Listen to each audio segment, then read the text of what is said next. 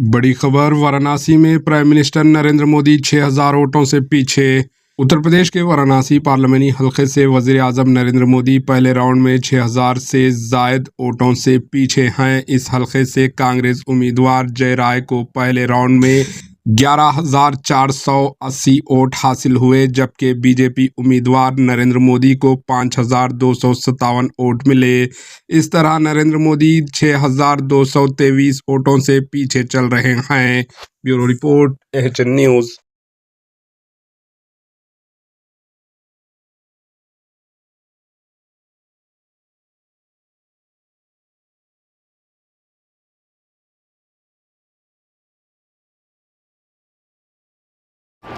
HN news को like करें, share करें और सब्सक्राइब करना ना भूलें।